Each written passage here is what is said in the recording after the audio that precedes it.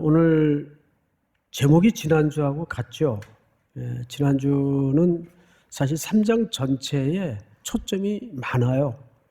그러다 보니까 충분히 본문의 의도를 다 다루질 못해서 오늘까지 두 차례에 걸쳐 말씀을 좀 살펴야 3장 전체의 내용이 소개될 것 같습니다. 그래서 제목이 그 터 위에 단을 세우다. 이 두 번째 시간인데 본문도 그래서 지난주와 좀 겹쳐집니다. 오늘 초점은 하나하나 둘 정도 이렇게 나누어질 것 같습니다. 이제 바벨론 포로들이 돌아왔어요. 돌아와서 제일 먼저 한 일이 뭐라고 했죠? 예배를 회복하는 것이라고 말씀을 드렸습니다. 그래서 아직 성전의 기초도 놓아지지 않았는데 그들은 아무것도 없는 벌판에다가 제단을 먼저 만들어 놓고 거기서 예배를 드려요. 과거 이스라엘 백성들 같으면 이건 있을 수 없는 일입니다. 항상 과거에는 화려한 성전에서 제대로 갖추어진 모든 형식과 질서 속에서 예배를 드렸죠. 그런데 40년의 예배가 끊어지고 중단된 혹독한 포로 생활 속에서 그들은 예배에 목이 말랐고 이 예배가 우리 삶 속에 얼마나 중요한가를 깨달으면서 돌아오자마자 처음으로 드린 것이 예배 회복입니다. 예배입니다. 그런데 이것을 성경 전체를 연구하는 신학자들은 제2의 출애굽이다. 왜냐하면 400년 동안 애굽에 포로 생활하던 훨씬 이전의 조상들도 출애굽에서 나오자마자 제일 먼저 도착한 데가 시내산이에요. 거기에서 제일 먼저 뭘 했죠? 예배를 드립니다. 그리고 보면 하나님이 저와 여러분들을 구원하시는 목적이 예배케 하기 위해서입니다. 저는 우리 청년들이 화려한 인생을 살지 않더라도 저는 여러분들이 평생 예배자로 성공을 했으면 좋겠어요. 항상 삶의 첫 자리에 예배를 중요하게 여길 줄 안다면 그분은 틀림없이 하나님께서 귀하게 붙들어 쓰는 하나님의 신실한 도구가 될 것을 저는 확신합니다. 그것 때문에 불이익이 될지라도 예배를 삶의 자리에 첫 번째로 놓는 결단과 담력을 얻기를 축복합니다. 그래서 3절에 보시면 이렇게 시작을 해요. 무리가 모든 나라 백성을 어떻게 하여? 두려워하여. 지난주 이 부분은 해석을 했었죠. 여기서 두려워하여라는 말은 세번역 성경을 보면 두려웠지만 그 뜻이에요. 왜? 어느 날 주변 국가들이 보니까 포로들이 막 돌아와요. 그리고 종교적 재단을 쌓고 또 성을 건축하는 준비를 하고 이런단 말이에요. 그러니까 어떤 생각이 들겠어요? 고요히 살던 주변 나라들이 저들이 국가를 세우고 또 일어나서 우리와 갈등을 빚는 건 아닐까? 우리 몫이 적어지는 건 아닐까? 이런 염려가 있는 나머지 이제 다음 장 4장부터 이들의 본격적인 방해가 시작이 됩니다. 그런 분위기가 벌써 있었어요. 그러니까 이스라엘 백성들도 겁이 났겠죠. 왜? 저들은 무기도 제대로 갖추었고 국가 조직도 제대로 있는데 우리는 이제 아무것도 없는 말 그대로 노예요 전직 포로들이란 말이에요. 이게 얼마나 겁이 났겠어요. 호시탐탐 방해는 시작이 되고 그렇지만 그들은 이제 뼈저리게 알았어요. 그럼에도 불구하고 우리가 예배를 중단할 수는 없다. 이제 우리가 70년 동안 포로 생활을 하면서 얼마나 혹독하게 이 예배의 목마름에 대해서 겪었는가. 그걸 알기 때문에 두려웠지만 그들의 삶의 첫 자리에 항상 하나님을 경배하는 일을 2번으로 미룰 수가 없었어요. 그러니까 우리 청년들도 항상 내 삶의 첫 번째 이유, 목적은 뭐다? 하나님을 예배하는 일이다. 할렐루야. 이것이 여러분들의 삶의 고백이 되기를 축복합니다. 그런데 이 예배를 두려움에도 불구하고 드렸던 이 예배를 그들이 얼마나 감격적이고 감동적이었겠어요. 70년 만에 드리는 예배니까 그렇다고 해서 막 감동이 우선이 되고 감격적인 예배 속에서 그냥 무질서하게 드린 예배가 아니라 이 예배를 어떻게 드렸는가 하면 3장 2절 끝부분에 보니까 이렇게 드렸어요. 하나님의 사람 모세의 율법에 기록한 대로 번제를 그 위에 드리려 할세. 앞을 보실까요? 어떻게 드렸다고요? 하나님의 사람 모세의 율법에 기록한 대로. 이 부분이 왜 중요한지 아십니까? 모세의 율법이면 저 출애굽 때 이야기란 말이에요. 이 말은 사실상 이런 뜻이죠. 언약을 따라. 그 언약에 신실하셨던 하나님의 사랑에 매여서 하나님이 70년 동안 하나님을 배반하고 불목해서 포로로 던져져 있던 죽어마땅한 우리들을 여전히 포기하지 않으시고 다시 황폐한 옛토로 돌아오게 하셔서 하나님을 경배하는 하나님의 백성으로 다시 불러앉히셨구나. 그걸 오늘 이 예배를 통해서 감격하고 감사하고 찬양을 드리는 거예요. 그래서 하나님의 사람 모세가 율법에 기록한 대로 예배를 드리는데 두 번째 성경을 잘 보세요. 3절 무리가 모든 나라 백성을 두려워하여 제단을 그 터에 세우고 그랬어요. 자, 이제 앞을 보실까요? 오늘 중요한 주제가 나왔어요. 그 터 위에 세우고. 오늘 설교 내용에 다 다른 건 잊어버려도 좋은데 이 터라는 주제만은 잊어버리지 마세요. 터가 중요해요. 그러면 우리 송 목사님도 그 풍수지리 뭐 이런 거 믿나 보다. 예? 저는 풍수지리 안 믿어요. 뭐 기독교인들 가운데도 풍수지리는 목사님 그 우상 숭배가 아니고 그 과학적인 것이고 그 일리가 있는 것입니다.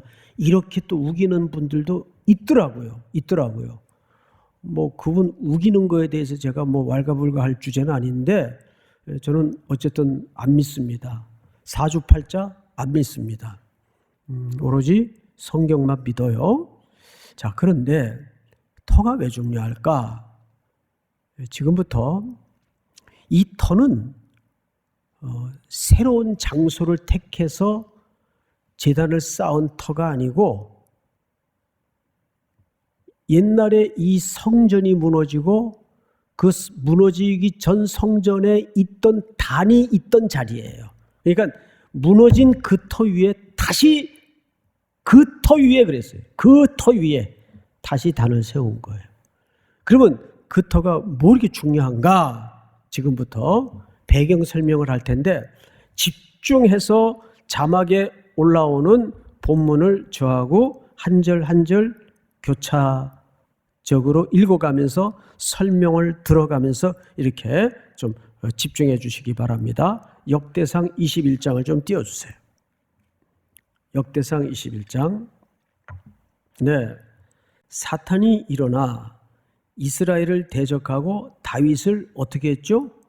충동하여 이스라엘을 뭐하게 하니라? 인구조사를 시킨 거예요. 요압이 반대를 해요. 그러시면 안 됩니다. 그런데 다윗이 시끄러워. 빨리 갔다 와. 인구조사를 해갖고 옵니다. 이 일이 하나님에게 무서운 교만이 됐어요. 그래서 하나님이 징벌을 합니다. 어떻게 하는가 잘 보세요. 가서 다윗에게 말하여 이르기를 여호와의 말씀이 내가 네게 3가지를 내어 놓으리니 세 가지 하나님이 옵션을 내놨어요. 세 가지 옵션. 첫 번째, 내가 그것을 네게 행하리라 하셨다 하라 하신지라. 자, 다음 절. 갓은 이 쓰는 갓이 아니고 선지자 이름이에요. 갓이 다윗에게 나아가 그에게 말하되 여호와의 말씀이 너는 마음대로 택하라. 다음 절. 다 같이 시작. 혹 3년 기근이든지 혹 내가 석 달을 적군에게 패하여 적군의 칼에 쫓기리든지 혹 여호와의 칼 곧 전염병이 사흘 동안 이 땅에 유행하며 여호와의 천사가 이스라엘 온 지경을 멸하리든지라고 하셨나니 내가 무슨 말로 나를 보내신 이에게 대답할지를 결정하소서 하니. 그래서 제일 짧은 사흘로 결정을 합니다. 그런데 몇 명이 죽죠? 7만 명이 죽어요. 나중에 여러분 성경을 찾아보시면 7만 명이 죽어요. 그리고 이제 벌을 받습니다. 근데 벌을 받는데 벌을 받는 건 받는 거고 하나님 앞에 속죄 제사를 드려야 돼요. 그래서 그 속죄 제사 드리는 다음 장면을 좀 보도록 하십시다. 여호와의 천사가 갓에게 명령하여 다윗에게 이르시기를 다윗은 올라가서 여부스 사람 오르난의 타작마당에서 여호와를 위하여 제단을 쌓으라 하신지라. 이에 갓이 여호와의 이름으로 이런 말씀대로 다윗이 올라가니라. 다윗이 그 말을 듣고 오르난의 타작마당에 제단을 쌓기 위해서 올라갑니다. 그때에 오르난이 밀을 타작하다가 돌이켜 천사를 보고 오르난이 4명의 아들과 함께 숨어요. 이 무슨 얘기냐 하면 고대 사람들은 영적인 존재를 직접 보면 죽는다는 이해를 갖고 있었기 때문에 영의 존재가 나타나니까 죽을까 봐 숨어요. 다음 절 다 같이 시작. 다윗이 오르난에게 나아가매 오르난이 보다가 다윗을 보고 타작마당에서 나와 얼굴을 땅에 대고 다윗에게 절하매. 보니까 그 위에 왕이 올라온단 말이에요. 자기네 타작마당으로. 이거 얼마나 기겁을 했겠어요. 그래서 이제 엎드려 절을 하는데 다윗이 넌지시 얘기를 합니다. 다음 절. 다윗이 오르난에게 이렇게 얘기를 해요. 타작하는 곳을 내게 넘겨주시오. 나는 상당한 값으로 내게 지불을 할 테니까 걱정하지 말고 내가 그냥 뺏는 거 아니니까 내게 넘겨주시오. 내가 여호와를 위하여 여기 한 제단을 쌓으리니 그리하면 전염병이 백성 중에서 그치리라 하니. 아직도 전염병이 창궐하고 있었던 것 같아요. 이 말을 듣고 오르난이 아주 착한 사람이었어요. 다음 절 한번 여러분 읽어보세요. 시작. 오르난이 다윗에게 말하되 왕은 취하소서. 내 주 왕께서 좋게 여기시는 대로 행하소서. 보소서 내가 이것들을 드리나이다. 소들은 번제물로 곡실 또는 기계는 화목으로 밀은 소제물로 삼으시기 위하여 다 드리나이다 하는지라. 이런 제안을 했음에도 불구하고 다윗이 펄쩍 뛰어요. 이렇게 하면 안 됩니다. 다음 절 다윗의 이야기를 좀 들어보세요. 다윗 왕이 오르난에게 이르되 그렇지 아니하다. 내가 반드시 상당한 값으로 사리라. 내가 여호와께 드리려고 네 물건을 빼앗지 아니하겠고 값 없이는 번제를 드리지도 아니하리라 하니라. 이제 조금 혼이 난 다음에 정신이 제대로 돌아온 것 같아요. 다음 절 다 같이 시작. 그리하여 다윗은 그 턱값으로 금 600세겔을 달아 오르난에게 주고 여호와를 위하여 제단을 쌓고 번제와 화목제를 드려 여호와께 아뢰었더니 여호와께서 하늘에서부터 번제단 위에 불을 내려 응답하시고. 네, 드디어 하나님이 용서의 응답이 불로 임했어요. 그리고 번제단의 제물을 다 태우셔서 받으셨습니다. 이때 이게 21장 얘기거든요. 저희 자막은 아직 준비를 안 했지만 22장을 여러분 나중에 보시면 다윗이 1절에 이런 고백을 터뜨립니다. 이는 하나님의 성전이요 이는 이스라엘의 번제단이로다. 여러분, 성전이 여기 지금 있어요, 없어요? 없어요. 그러면 여기에 뭐가 세워질 것을 암시한 겁니까? 성전이 세워질 것을 암시한 거고, 그 성전에 당연히 번제단이 갖추어질 것을 암시하는 거예요.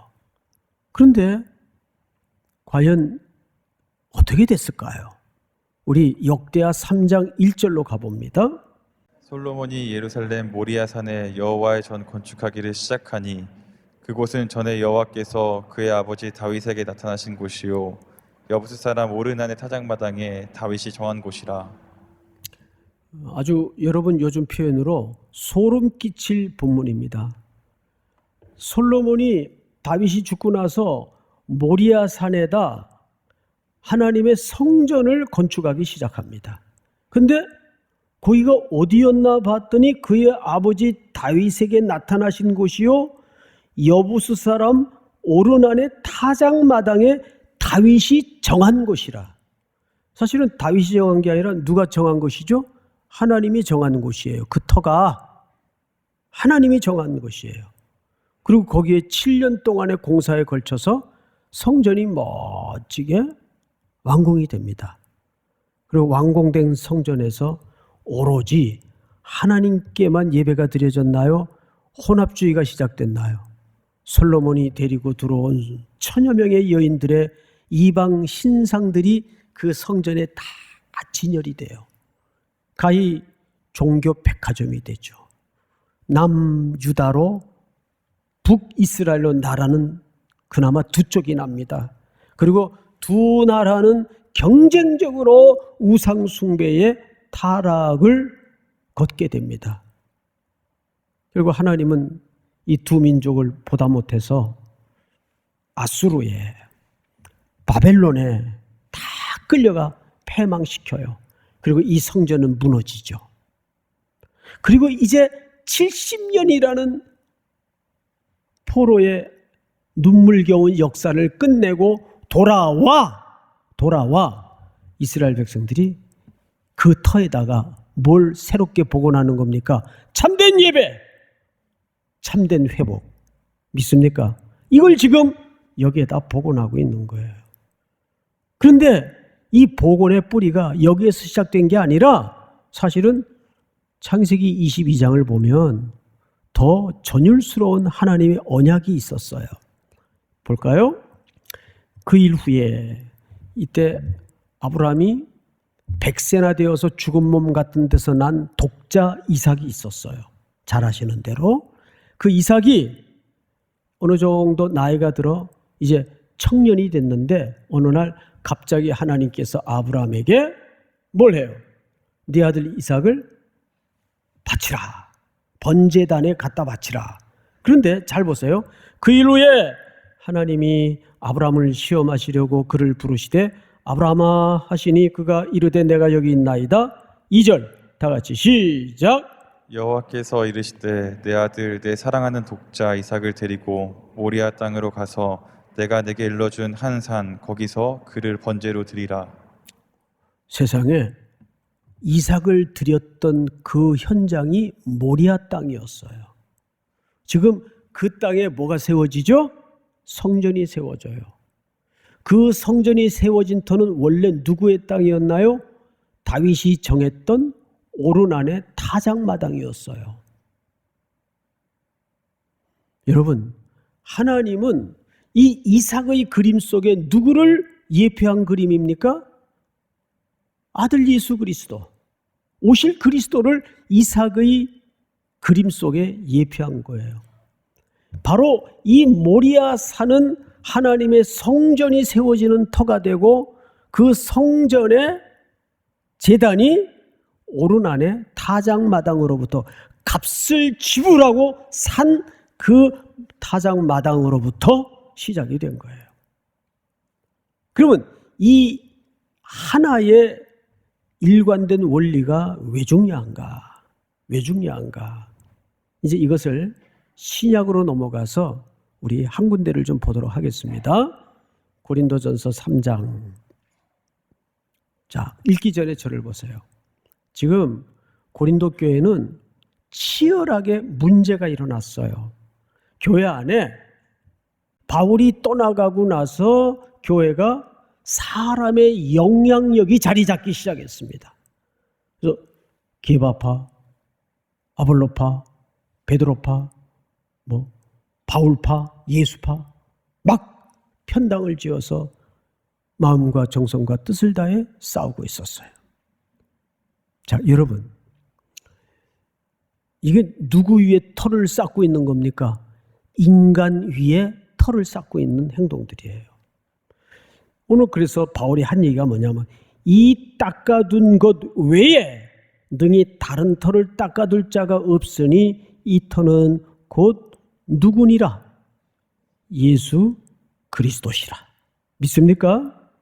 그러니까 우리의 삶은 전부 그리스도라는 터 위에 기초하지 않는 모든 인생의 경주와 경영은 물거품이에요. 마태복음 7장에 보면 그 신뢰가 나오죠. 사람들이 집을 멋지게 같은 재료로 지어갑니다. 인생이라는 시간 속에 집을 지어가요. 근데 어느 날 바람이 세차게 불고 파도가 덮치니까 한 집이 그냥 맥없이 무너져요. 왜 이러지 이 집은? 그리고 그 기초를 보니까 이 무너진 집이 그만 모래 위에다가 집을 지었어요. 근데 이 집은 반석 위에다 집을 지었어요. 그러니까 그 평가가 어떻게 주놈이 떨어집니까? 이 불법을 행하는 자들아, 내가 너희를 도무지 알지 못하니 내게서 떠나가라. 거기서 말하는 불법은 그리스도라는 기초 위에 터 쌓지 않는 인생은 자체가 불의예요. 불법이에요. 믿습니까? 어떤 청년은 스펙도 그냥 그래요. 여느 청년 비슷하게 좋은 대학 나온 것도 아니에요. 그 연애도 여느 청년들처럼 또 하다 말다 그래요. 그런데 이 청년이 한 가지 특징이 있어요.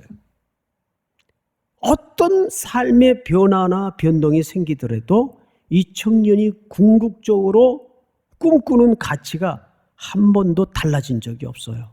목사님, 저는 당장은 많은 돈을 벌지 못하더라도 화려한 스펙은 아니고 대단한 직장은 아닐지라도 저는 한 걸음 한 걸음 갑니다. 어디를 향해서? 땅끝까지 세상 끝날까지 생명을 구원하라는 그리스도의 가치를 붙들고 저는 걷겠습니다. 위대한 거예요. 그게 위대한 거예요. 이 친구는 화려한 스펙은 아니지만 한 번도 그리스도라는 터 위에 흔들린 적이 없었구나.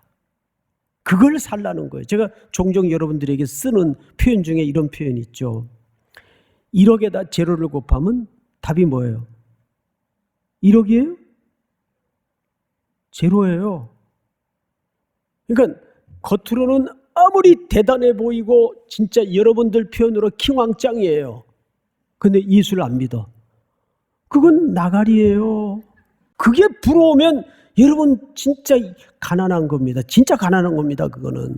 그런 게 부러움이 대상이 되어서는 안 되고, 내가 어떤 모양으로 살든 내 젊은 날에 저 먼 미래에까지 예수 그리스도의 존귀와 영광을 위해서 그분의 선하신 능력에 붙들려서 내가 오늘도 걸어가고 있다. 이 근본적인 기초가 흔들리지 않는다면 그게 뭐냐면 그리스도를 터로 삼는 삶의 본입니다. 믿습니까?